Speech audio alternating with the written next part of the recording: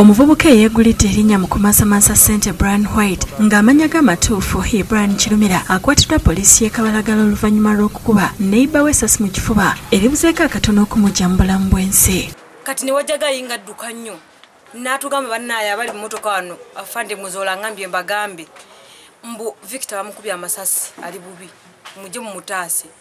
Twagenze okutuuka ngo oyo gayi yennyini mbw atamukubye amasasi yamutadde oyo gundi White Brown Brian nga yamutadde mu mmoloka ye yennyini n'amutwalawa mu ddwaliro.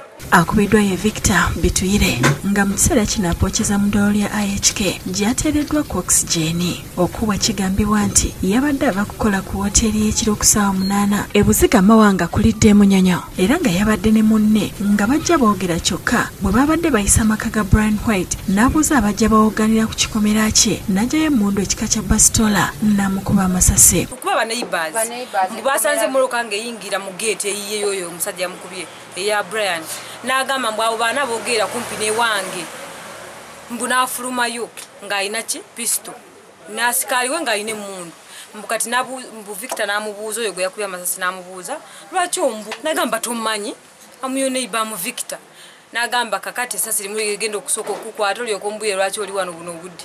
Olwamukubye yagudde mu mwalero omutwe n'agukuba ku mayinja nga yavuddewo n'ebisago ng'omusasi waffe bw'atuukiddewo asanzeewo amatondo g'omusaayi. Essasi baali mukubye wano wati wano wakati w'omukono n'ebbeeri then yeekubye ne wansi bubi nnyo wano ku mutwe.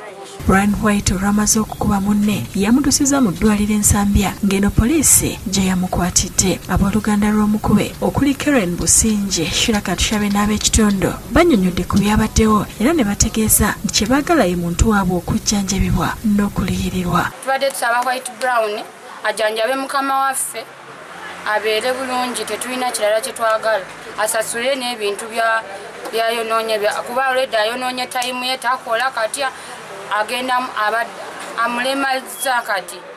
Mu kiseera kino Brian White akumbwa mu kadduukulu ka poliisi e Kabalagala nga mu kwogerako naye yeegaanye eby'okukuba neiba w'amasasi n'ategeeza nti yamusanze agudde mu luwonko kwe kumuyamba n'amutwala mu ddwaliro ng'eno gye baamukwatidde. Justice Kafo yabadde ku geeti yange nga mpulira abantu baleekaana.